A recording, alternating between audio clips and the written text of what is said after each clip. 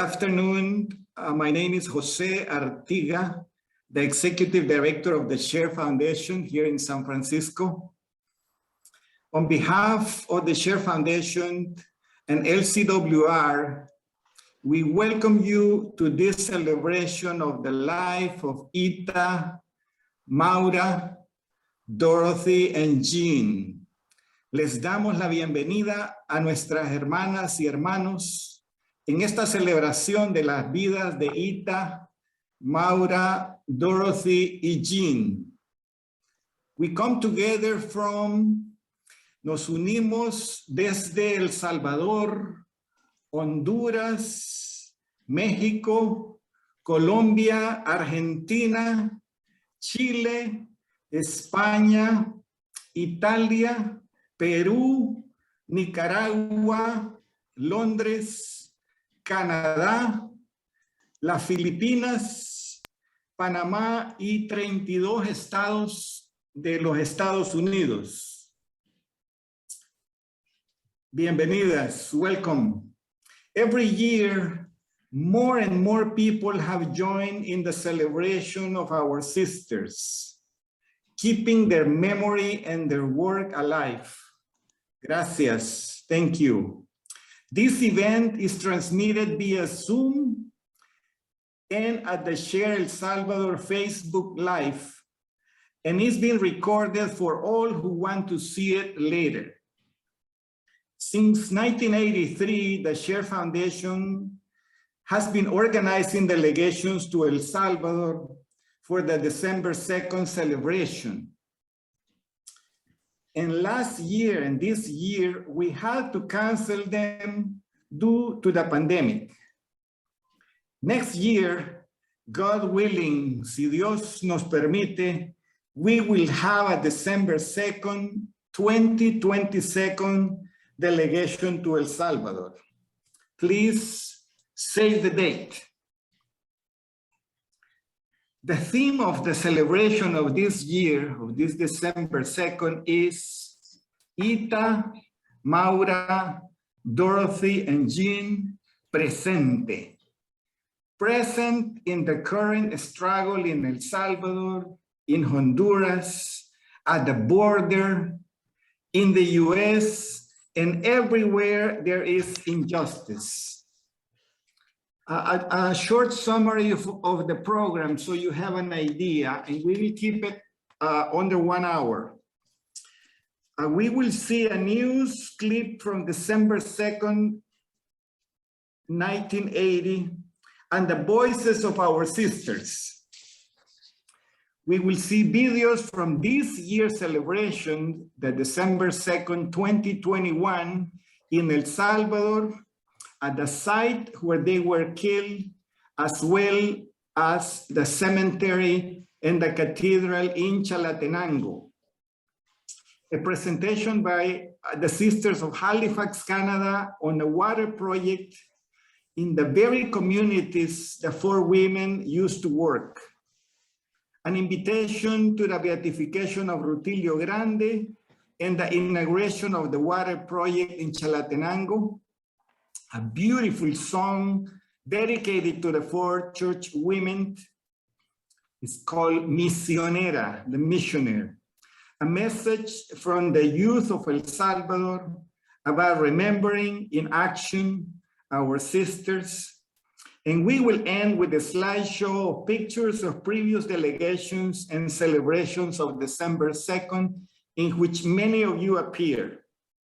Once again, bienvenidas, welcome, and thank you for remembering our beloved sisters and for keeping their living legacy alive with the Share Foundation and LCWR.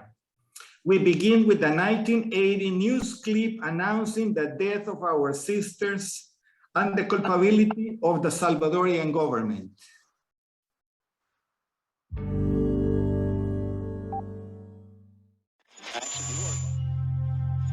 It is reported today from El Salvador that 4 Americans have been killed there. This was the first time that Americans seemed to have been singled out by a death squad. They were shot execution style, bullets to the back of the head. Later, their bodies were found in a shallow grave. Apparently victims of a terrorist attack. That was a wake-up call. There was a great outcry. But El Salvador continues to be plagued by human rights abuses. The kind of violence that turns the stomach. Of course, the families totally believed that the U.S. government would do whatever was necessary to bring those who had killed them to justice. I think after 30 years that it's more than enough time to make the truth known.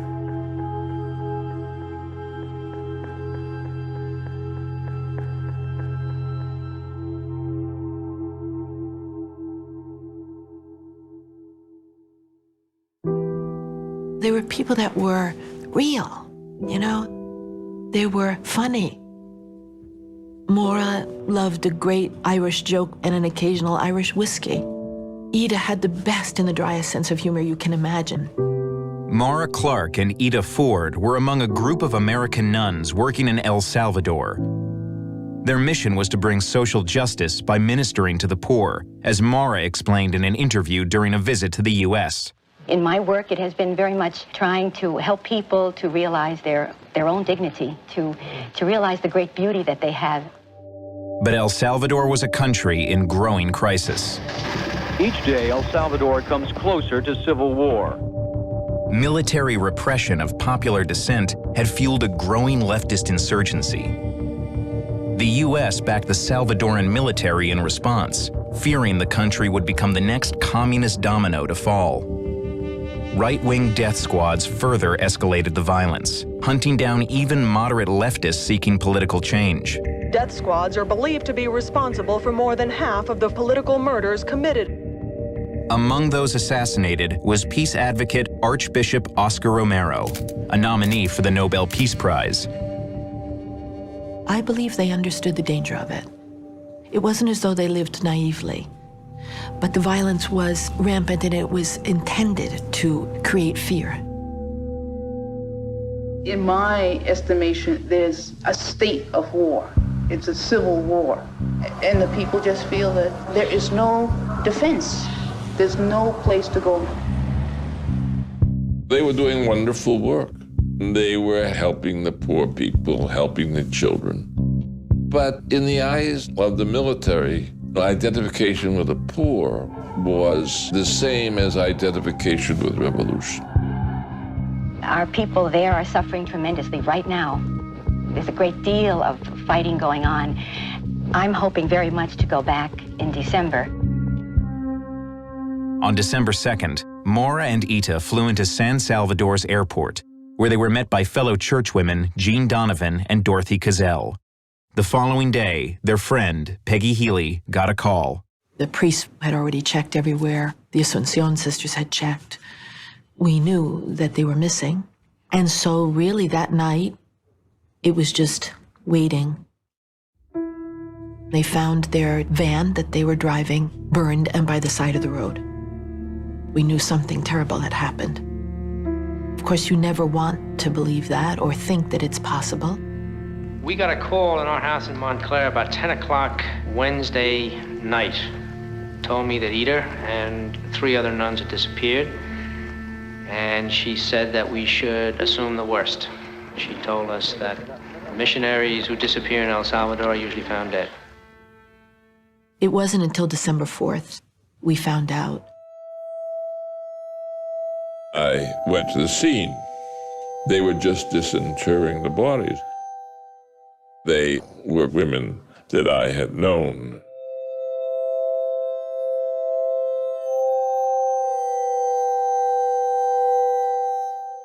It was I who had to call our other sisters, and I had to tell them.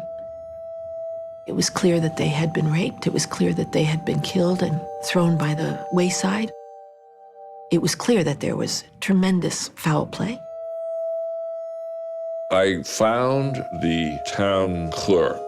He told me that they had heard the screams and the shots the night before, and that was the military who had done it. And he realized... We would like to take a moment of silence to reflect as we Listen to the song, Long Before the Night, an ancient love. As we listen to the song, let us remember where we were on December 2nd, 1980. Not only physically, but where we were in our work for justice and how the terrible news impacted us. Let us also claim the ancient love that our sisters embody and that we carry.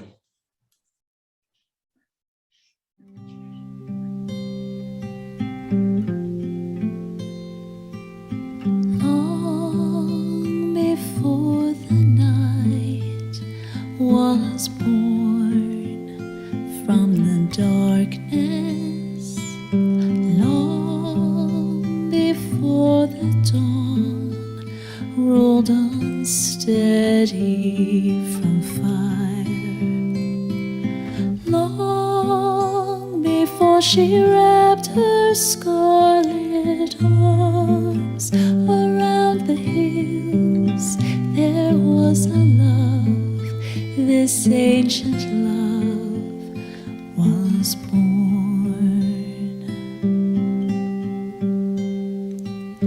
Long before the grass spotted green the bare hillside, long before a wing unfolded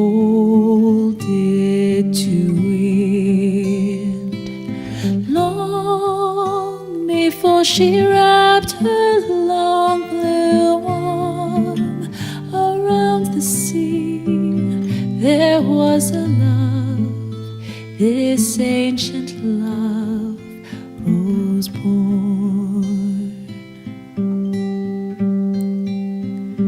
Long before a chain was forged from the hillside, long before a voice uttered freedom's cry, long before she wrapped her bleeding arms around a child, there was a love, this ancient love was born.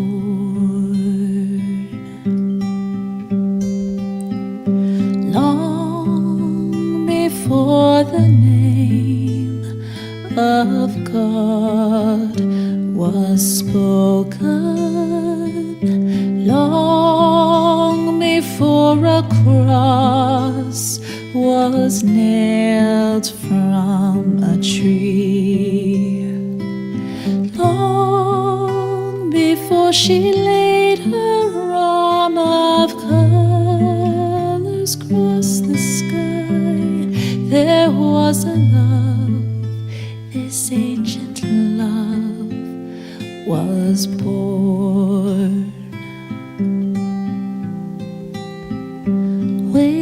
Wakeful are nights and slumbers are morning, stubborn is the grass, sowing green wounded hills. As we wrap our healing arms to hold what her arms held, this ancient love, this aching love rolls on.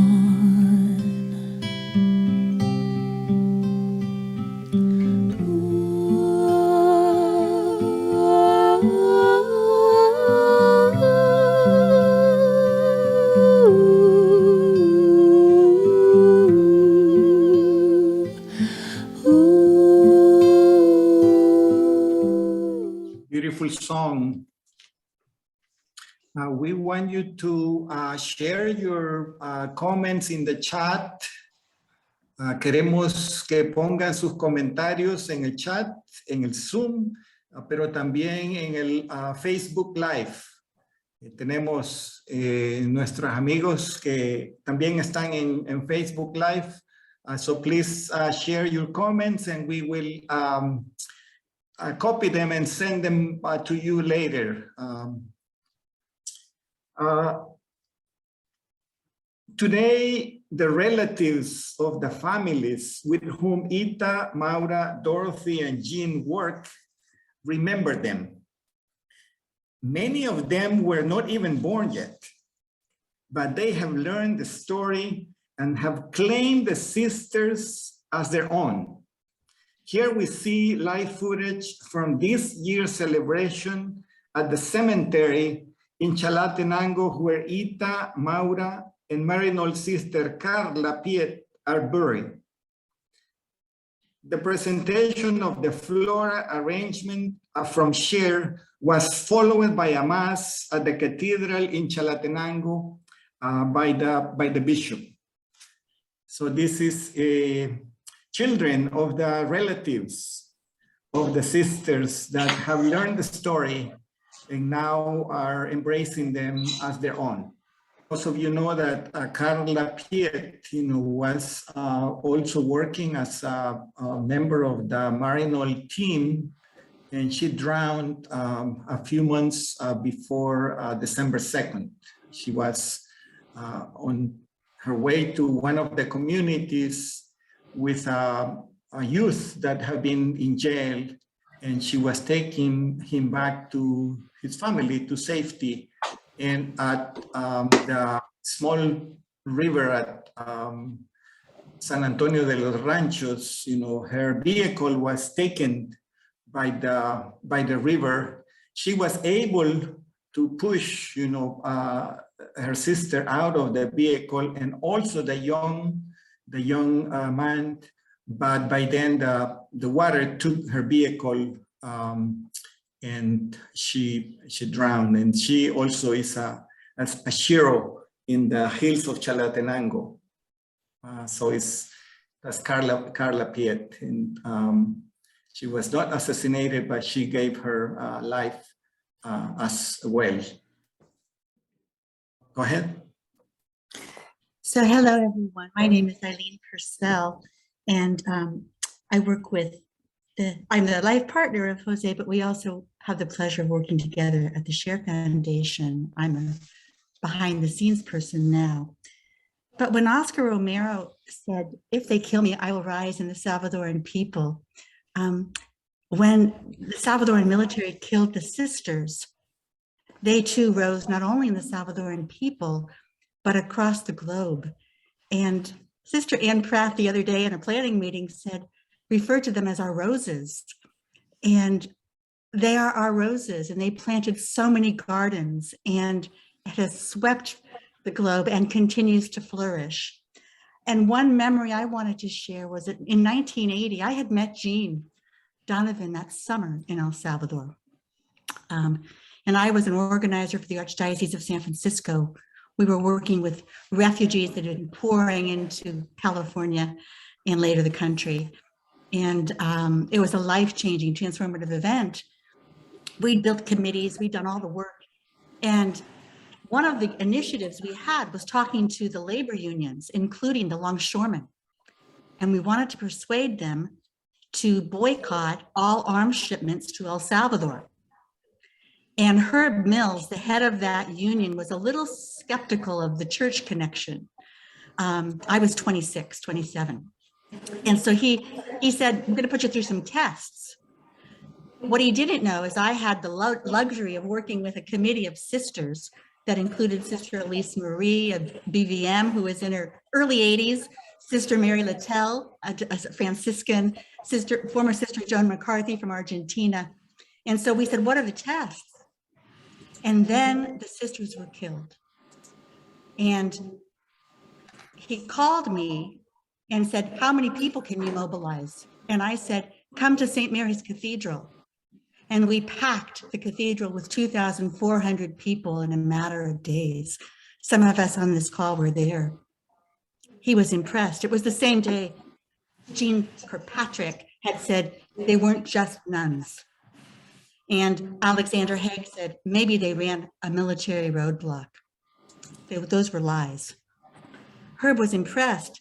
He said, I have another test. I need you to get the manifest, which is the description of the cargo on the ship that's scheduled to sail for El Salvador. So Sister Elise Marie, who was no more than 5 feet tall and snowy white hair, I can do that. And she went down to the port of San Francisco, walked into the office and talked very kindly to the gentleman, and he handed her the manifest. Unheard of. And the Longshoremen Union, inspired by the sisters and inspired by the 4 women who gave their lives, declared a West Coast boycott of all arms shipments to El Salvador, California to Washington State. So the roses bloomed, and they continue to bloom today.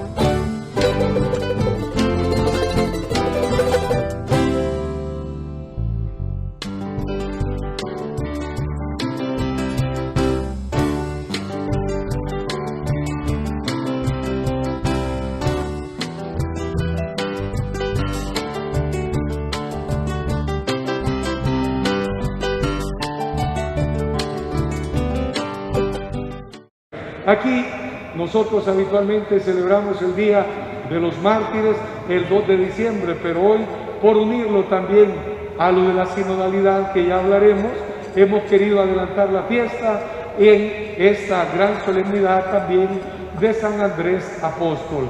Todos conocemos, al menos en fotografía, a las monjitas que fueron asesinadas el 2 de diciembre del año 80, el mismo año que es asesinado Romero. Ellas fueron Rita Ford, Maura Claire, Dorothy Castle y Jen Donovan, que era laica. Dorothy era ursulina, Rita Ford y Maura Claire son las que están enterradas aquí en el cementerio de Chalatenango. Y está también enterrada la hermana Carla Pitt, que hace un año, recuerdo yo, que el padre Alfredo nos habló. ¿Qué hacían estas monjas y por qué las quisieron matar? Porque trabajaban con refugiados. Ya en muchos cantones de Chalatenango no se podía vivir y mucha gente estaba emigrando. Y el único trabajo de ellas era sacar personas que estaban en peligro para que no las mataran. Pero, como bien saben ustedes, eso era un delito en aquel tiempo y por eso las martirizaron. Yo he oído mucha gente de aquí de Chalatenango que fueron estas mismas monjitas quienes les salvaron la vida. Y por eso nosotros hoy las seguimos recordando. Y en Chalatenango tendrán un recuerdo perpetuo. Mientras haya cristianos en Chalatenango, estas monjitas siempre van a ser recordadas porque murieron por la causa de Jesús, porque ayudar a un refugiado, ayudar a un desplazado es ayudar a Jesús. El mismo Señor nos dice en el capítulo 25 de San Mateo que todo lo que hicieron con uno de estos mis pequeños, conmigo lo hicieron. Ayudar a un refugiado, a un desplazado, es ayudar al mismo Señor. Y en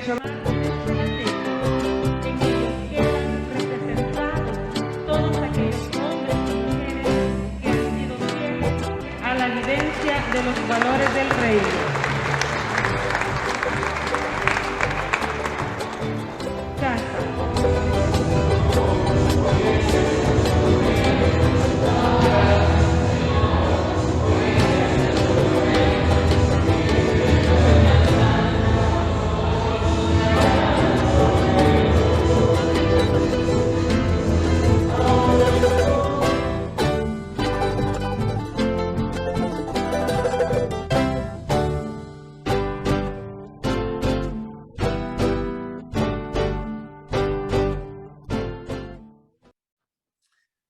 The bishop in Chalatenango is challenging us and says that we must advance the canonization of our sisters.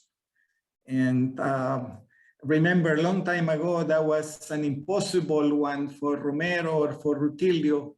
But given that we have a friend in Rome, this might be possible. So let's not be quiet and let's advance that possibility. I want to ask you to, introduce yourself in the chat and also put your comments. Given the size of the group, we cannot open the mic, but the chat is a very important place where you can tell us where are you and your reflections about this big celebration. So that's Chalatenango, where Share works with many of those communities. We'll hear a little bit later about particular projects. But the other site that has become a landmark, and in fact, Share at the 35th anniversary introduced a legislation to declare it a national site where they were assassinated. And every year, communities from across the country and, when possible, from other countries come to honor in Santiago Nonualco. And this year, the Share staff was early there taping those images. And we will see the procession.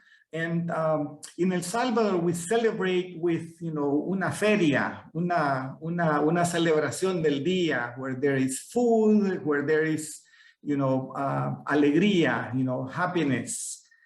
So we have those images and want to share them with you to get that feeling of what was happening in Santiago Nonualco.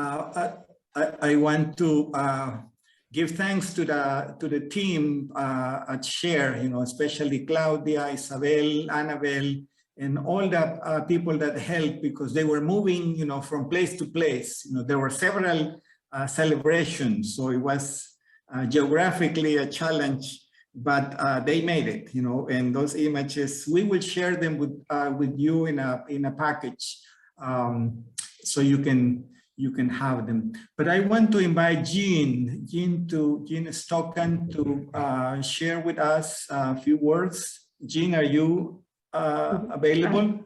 I am. So thank you. And I'm here with Scott Wright. We're currently at the border in El Paso.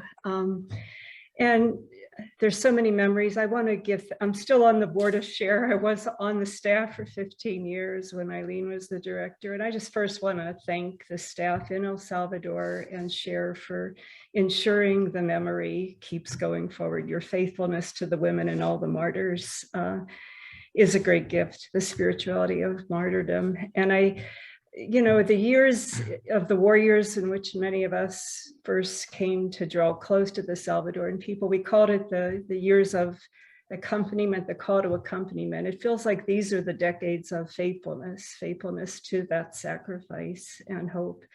There's so many people on this call that it looks like there's 218, but I did see Miriam, Ida Ford's niece, on it. So I just wanted to also acknowledge the thanks to the family members and those who ensured their case, her father who's ensured that case went forward. But just love and blessings and thank you to SHARE. Gracias, Jean. Jean has been part of these celebrations many times and has been the key engine to organize delegations to the site to walk. And this is one of the things that we are suffering with the pandemic, because it's good to see each other on Zoom and this and that, but walking with the people is very powerful, not only for us, but for them, for them to know that they are not alone, that the struggle continues, and that we are ready. We next want to show you a video of a water project. And before we show it, let's see if Sister Cecilia is with us to introduce this work, this water project in Chalatenango. Sister Cecilia?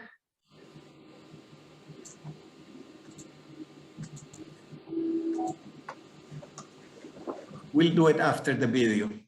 I'm here. I just had to unmute. Can you hear me now? Yes. Okay. So the Sisters of Charity of Halifax, Canada, in 2005, took created a corporate water statement, corporate stance on water. And we decided to support and partner with different groups to help them to develop their water, a better water system in their towns. The sisters lived in Peru and in the Dominican Republic at the time. And so our first projects were in those two countries. But in 2018, we were looking for another partner to support in a water project. And we approached SHARE to see if they would have any communities in El Salvador that would need better water systems. And they introduced us to 3 communities in Chalatenango in March of 2018. So Sister Marianne Russo and I traveled down for a week to meet all the communities there, and it was absolutely a wonderful experience. We heard that the communities had been working for 10 years to find a partner because they had found a stream in the mountains that they could use for their water supply, but had no finances to bring it down to the towns, to the people. And so we were able to partner with them, and Solidar Suiza as well as the municipality of Chalatenango and SHARE, working with CCR on the ground to support this water project. So this first project is now fully finished, and 224 families are using that water supply. So we're very grateful for that. We were then able to offer funding for another project, which is in La Palma, which is in the mountains further north in Chalatenango. And that project is underway. And when Sister Maureen Wild and I go to the beatification of Rutilio Grande and companions in January, we will have the opportunity to visit those communities where the water projects are. So we're very happy to have that opportunity. I invite all of you to join us on the delegation in January, who will be going to the beatification of Rutilio Grande and his companions, and hope to see you there.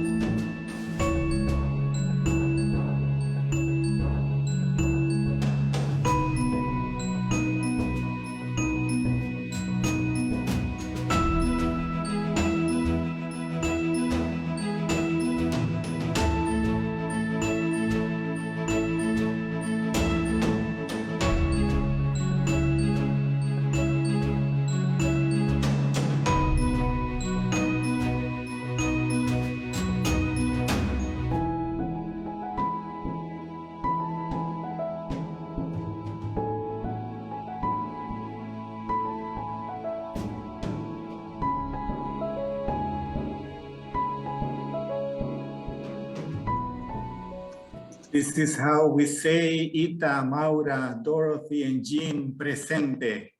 Presente in the struggle, in the current struggle. And this, as every project has had 400 problems, 400 obstacles, including falls, including Sister Cecilia falling down there in Chalatenango. And we, stand up and keep moving, keep moving. Obstacles are to be overcome, so we are already on the second project. We also have Sister Ann Pratt that will be joining us in Chalatenango in January, her first time visiting El Salvador. So let's see if Sister Ann, Dominican, from Racine is with us.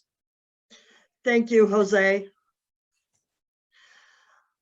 It's a delight to be with all of you as we gather together to lift up the lives of Maura and Dorothy and Ita and Jean for their lives of service to the vulnerable. They focused all of their energies on raising up the voices of the voiceless. And their commitment continues to inspire many of us to continue their work, each in our own way. Today, Share El Salvador and the El Salvadorian communities invite you to another opportunity of accompaniment to remember those who gave their lives in service to the vulnerable. On January 22nd, Jesuit Father Rutilio Grande and his companions, Nelson Lemus and Manuel Solorzano, as well as Father Cosme Esposito, will be beatified in a ceremony in San Salvador. The Share Foundation is acknowledging this event with a delegation to El Salvador. The delegation will take place from January 18th through the 24th. Strict COVID procedures will be observed. Members of the delegation will have the opportunity to participate in the beatification ceremony and the Rutilio Grande community. The delegation will also have many other opportunities to learn how people inspired by our roses in December are presente today in El Salvador. Please go to sharesalvador.org to obtain more information about the delegation and to register and join us for this important event. And this is a very important beatification. We have San Romero, and now we have Rutilio and the three companions. It's not going to happen every year. This is a once in a lifetime, and we already have sanctified them from the people, but now it's coming from Rome, recognizing them. So we are very happy and very honored, and will be walking on the land, on the land that has the blood of the martyrs. No investigation whatsoever has been made about Rutilio Grande assassination, and of course in many other cases. But we want to invite you, and I know that the COVID is a big challenge, and we will. As we did in Honduras last July, follow all the protocols and make sure that we and the community are safe. Now we want to share a song. It's called Misionera, and an easy way for us to remember is singing. So this Miriam and Anna are sharing with us how they sing and how they educate the children about the misioneras. Let's play it.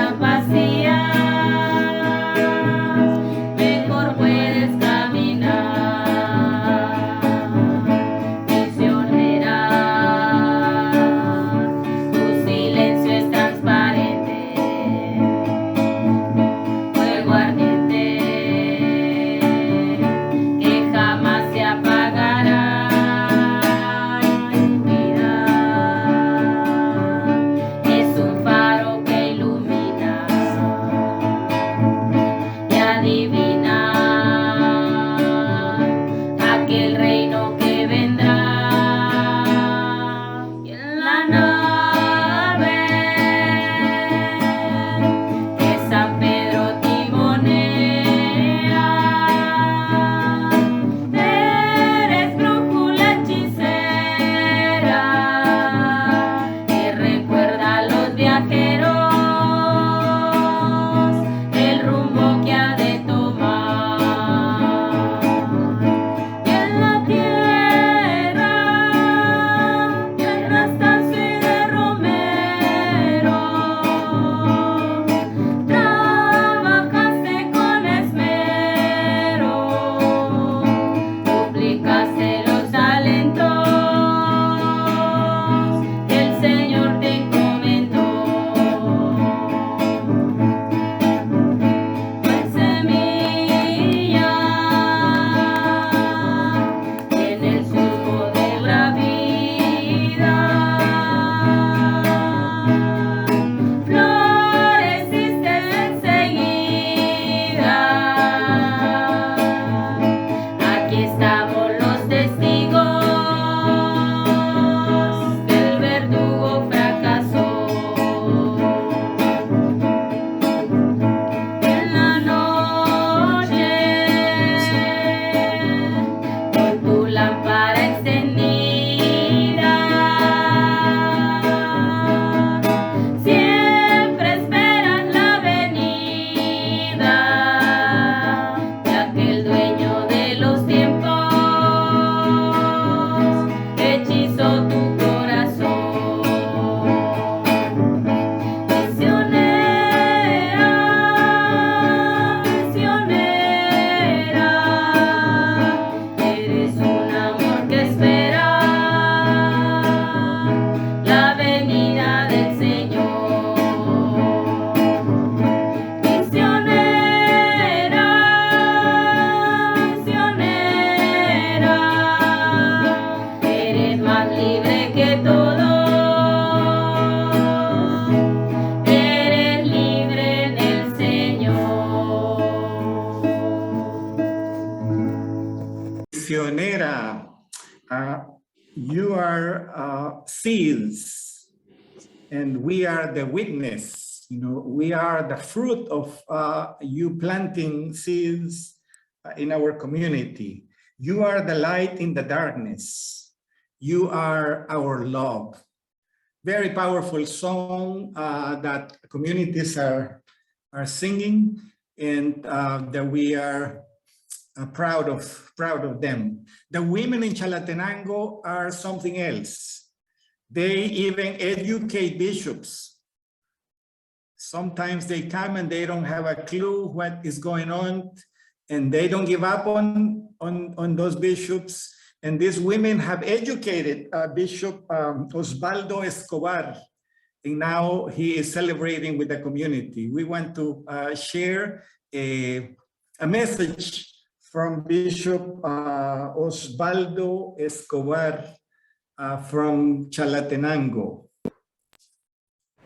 Un cariñoso saludo a todas las hermanas de Merignol. Soy Monseñor Osvaldo Escobar, obispo de Chalatenango, y como siempre en estos 5 años que llevo de obispo he agradecido la presencia martirial de ustedes. Hoy nuevamente lo quiero hacer en estos 41 años del martirio de las hermanas Merignol, de la Ursulina también y de la laica. Aquí en Chalatenango nos sentimos dichosos de las tumbas de las hermanas de ustedes que murieron martirizadas, y la Carla también, que muere ahogada. Nosotros queremos seguir recogiendo el buen testimonio, la fidelidad a Cristo que ellas tuvieron en estas circunstancias tan difíciles que nos tocó vivir en esta tierra chalateca. Yo como chalateco que soy y como obispo les agradezco que hayan pensado en nuestros pobres, que hayan ayudado a tantos refugiados y que hayan sido estas hermanas testigos de la fe en Jesucristo y del servicio apasionado por los pobres. Gracias a todas ustedes, a los padres de Merignol y a ustedes, queridas hermanas, también de Merignol, así como la Fundación Cher, por toda la labor que sigue desarrollando aquí en Chalatenango. Somos bendecidos gracias a la sangre de sus mártires y gracias a ustedes, hermanas y hermanos, que están vivos y continúan con este legado. Añoramos un día verla no solamente aquí pegadas en un póster, sino que Dios mediante que sean proclamadas beatas. De ustedes depende mucho de eso. Que les bendiga el Dios Todopoderoso, que es Padre, Hijo y Espíritu Santo. Amén. We are blessed by the blood of the martyrs, says Bishop Osvaldo, and also challenge us to advance the canonization of the sisters. You know, they are proud to have the tombs of Ita, Maura, and Carla in Chalatenango. Sometimes we ask the question, you know, are we making a difference? And when we see around and we only we see people, you know, in their 80s and 90s, and we ask the question, where are the young people? And today we want to invite Claudia, which was not born, you know, 41 years ago, but has become one of the youth leaders at the national level, advancing the agenda, you know, of and the mission and the dreams of Ita, Maura, and Dorothy. Bienvenida, Claudia. Welcome, Claudia. Gracias, José. Un saludo a todos. Como joven en El Salvador, es muy importante conmemorar y continuar con el legado de las hermanas que fueron un ejemplo de amor y solidaridad con los demás. Y aunque yo no había nacido en ese momento, recordarlas y conocer su historia es muy valioso para seguir con el trabajo de apoyar a las comunidades. Como dijo la hermana Ann, queremos ser la voz de los que no tienen voz y continuar el legado, ¿verdad?, de nuestros mártires en El Salvador. Un momento muy valioso de inspiración son las delegaciones que nos visitan cada año para conocer la historia y celebrar con alegría la vida de las hermanas. He tenido la oportunidad de compartir con muchos de ustedes todo ese legado y alegría que ellas siguen vivas en nuestra lucha y nos dan la esperanza de continuar luchando por la justicia y el amor a los demás. Quiero agradecer a la Asociación de las Hermanas y también a todos y a todas los que nos acompañan y están presentes esta tarde por recordar siempre la memoria de Ita, Maura Claire, Dorothy Castle y Jean Donovan y continuar su misión, como les decía, de amor y justicia por los demás. I'm going to say in English. And as a young person in El Salvador, it is very important to commemorate and continue the legacy of the sisters who were and are an example of love and solidarity with poor people. Also, I was not born at that time. Remember it then and know their history is very important to continue with the work of supporting communities. As the sister Anne said before, we want to be the voice of the voiceless, continue the legacy of our martyrs of El Salvador. An important moment of inspiration are the delegation that visit us every year to learn about the history, the reality of El Salvador, and the joyful celebration of the lives of the 4 Churchwomen of El Salvador. I have had the opportunity to share with many of you that legacy and joy that they are still alive in our struggle and hope for justice and love for others. I want to thank the sisters of LCWR and everyone who is present in this event for always remembering the memory of Ita, Maura Claire, Dorothy Castle, and Jean Donovan. And because we are continuing with their mission of love and justice for others. Muchas gracias. Gracias, Claudia. And I want also to thank the Sisters of St. Joseph of Rochester for such a beautiful English they taught Claudia when she was there for a semester studying in Rochester. And that's another way you can help. If you have a college or a university, you can host, one of our youth, like Claudia, that is testimony of the continuation of this work. We are close to the end, and before we finish, we want you to leave a message in the chat. Give us your name, where you are, and your short reflection. I know that many of you should be speaking, but given the time, we can't. But you can leave us your message. We have, let's see. I would like to close renewing our gratitude to each and every one of you for keeping the spirit and memory of Ita, Maura, Dorothy, and Jean alive. We thank you for inspiring us with your many works of mercy, love, and compassion in the struggle for justice. You have and continue to dedicate your lives to immigrants, to refugees, to women, to poor, in El Salvador, in Honduras, at the border like Jean and Scott are doing right now, and across the globe. We thank you for being a great light in the darkness, for living out the invocation inscribed by Mika and practiced by Ita, Maura, Dorothy, and Jean.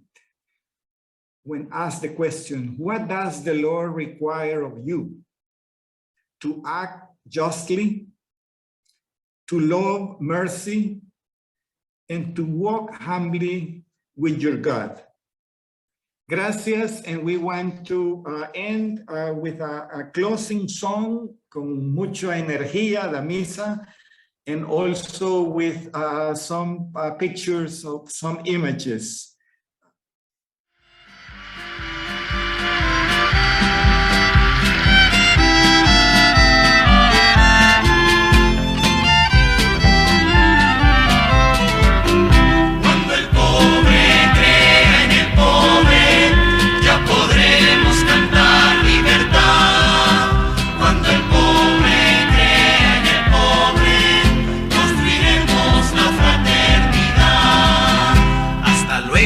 Hermanos, que la misa terminó, ya escuchamos lo que Dios nos habló. Ahora sí ya estamos claros, ya podemos caminar, la tarea debemos continuar. Cuando el pobre crea en el pobre, ya podremos cantar libertad. Cuando el pobre crea en el pobre, construiremos la fraternidad. Nos comprometimos en la mesa del Señor a construir en este mundo el amor, que al luchar por los hermanos se hace la comunidad, Cristo vive en la solidaridad.